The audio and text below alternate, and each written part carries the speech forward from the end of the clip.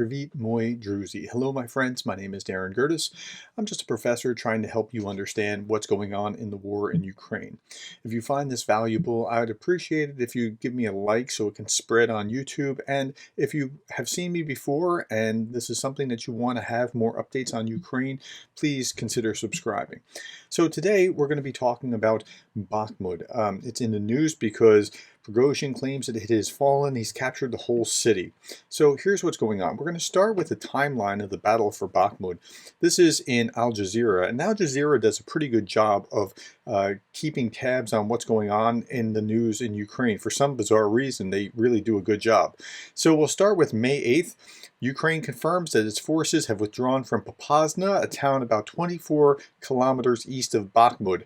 By October 8th, that's about 7 months ago, something like that. By October 8th, the start of the assault in Bakhmut has begun. And then by October 15th, Zelensky says the situation in Bakhmut is the most difficult of all the front lines. So it started back in October, and we're just maybe concluding it. Like, even the thumbnail that I have is Bakhmut has fallen with a question mark or a period. And there's a reason that I have that, because we're not exactly sure what it is. I'll try to explain my case. December 20th, Zelensky paid a surprise visit to the city, and that was a pretty important event. He was right there just behind the front lines. January 25th, Ukraine's military says it's withdrawn from the town of Soledar, north of Bakhmut. That's actually probably the biggest victory that Russia has had, but it's a very tiny town and a very small victory, but it's been the biggest victory that Russia has had in the last 6 months. March 22nd, 2023, Zelensky makes a surprise visit again to troops near Bakhmut to thank them for their bravery, to hand out awards. April 2nd, Prigozhin hosts a Russian flag in what he says is the city's town hall, and he declares that he's captured the whole city because he's run a flag up the town hall. But the fighting continued. That was April 2nd, and we're now well into May. So it's May 20th, it's actually May 21st, as I'm going through this video. Prigozhin said yesterday that Wagner forces had completed the capture of Bakhmut, but did they really? Okay, let's start with RT. This is Russian state media. Key Donbas city fully liberated, says Moscow. Russian troops have completely liberated the strategic Donbas city of, and this is their Russian name, but I'm going to call it Bakhmut. The operation in the city was executed by the Wagner private military group with artillery and air support from regular Russian forces, the Ministry of Defense announced. Now, that it was Wagner is really important, and I'm going to explain why when I do a video just on Prigozhin sometime in the next few days. Is really important. So stay tuned for that. You don't want to miss that particular video because I think I can tie some things together that I couldn't just a week ago. Okay, another RT article. Putin congratulates troops on the battlefield. He's, again, private military Wagner group has done this. The Russian Defense Ministry confirmed that the city has been captured. Ukraine, however, claims that the fighting for the city is not over. Well, what's that mean? Russia says that the Ukrainian city of Bakhmut has been captured. Prigozhin said today at 12 noon, Bakhmut was completely taken. We completely took the whole city from house to house, says Prigozhin. Okay, well, let's keep going. Here's The Guardian talking about the same thing. Kyiv denied Prigozhin's claims earlier on Saturday that heavy fighting in Bakhmut. The situation is critical, the deputy defense minister said, posted on Telegram. As of now, our defenders control certain industrial and infrastructure facilities in the area. There was no immediate response from Ukraine to the Russian Defense Ministry's statement. Now, what's interesting about the date that they chose to claim the victory and, grab those last few streets as far as they're concerned is 1 year to the date, the anniversary of the seizure of Mariupol. And here's the date. The defense of the Azovstal ended a year ago on 20 May 2022. For whatever reason, they like to have this uniformity of a date of an anniversary or whatever and left. See, this is what we have done on this day. So they couldn't have May 9th. They were denied that, but they have May 20th, which makes me a little bit suspicious, but that doesn't mean that they haven't taken the territory. This is AP talking about the same event. Zelensky says Bakhmut is only in our hearts after Russia claims control of the Ukrainian city.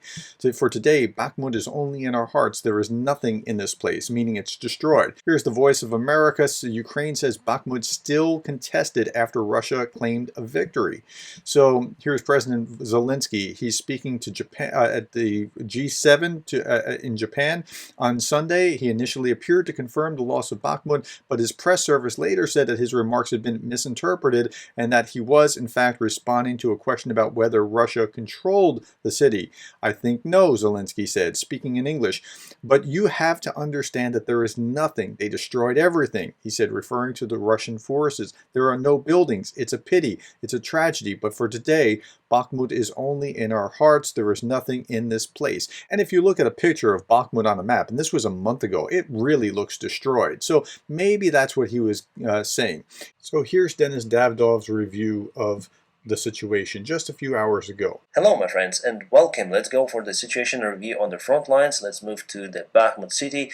Some of you said yesterday that I didn't review the Bakhmut city, basically because it was no any change for the yesterday, so day before yesterday, but today there was a big change. Wagner's took the Bakhmut city. Well, on this military map we may see that still this part is not under their control, but Wagner's officially claimed, and yes, I may confirm that they've took all of the city under their control. Is it the success of the Russian army? Not really, it's the success of the Wagner private military force. They showed that they can take the city using some of their resources like prisoners from Russia, and now Wagners do not have that resource, so they're unable to hold in Bakhmut for a very long time. That is why today Prigozhin announced the second time already that they would withdraw their forces from the Bakhmut city on 25th of May, so very soon, in 5 days. Now that's an important thing.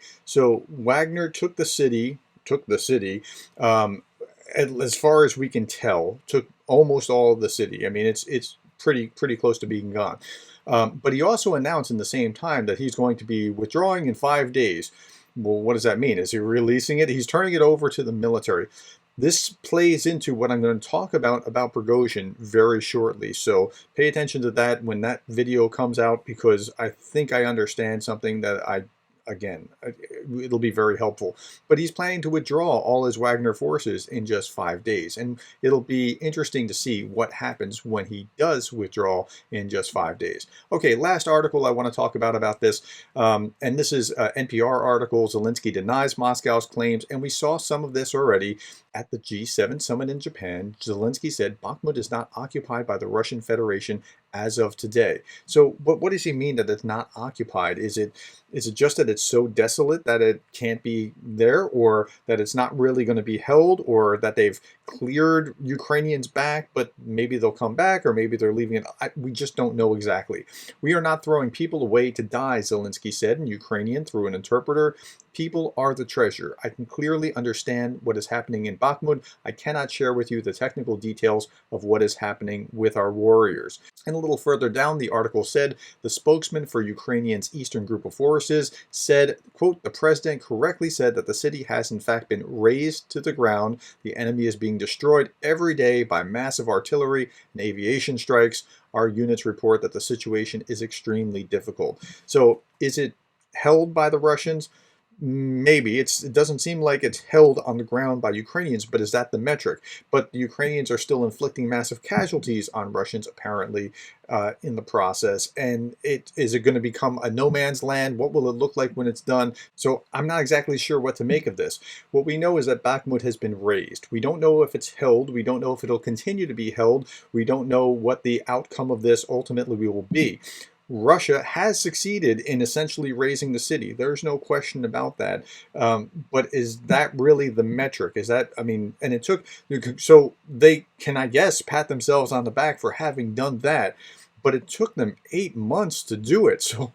So it's not really that great of a victory if that's what it took for 8 months. But the facts are the facts. I mean, they have essentially destroyed the city. Has it cost them too much in the process? It looks like it has cost them quite a bit. The Americans talked about how 20,000 killed and up to 100,000 casualties over the last 3 months, most of them from Bakhmut.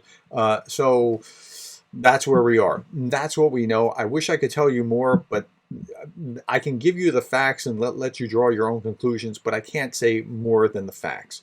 So thank you for your time, and thank you for listening to me. Thank you for the likes, for the coffees, for your attention, and for most of all, for caring about Ukraine. I really appreciate it, and I'll be back tomorrow.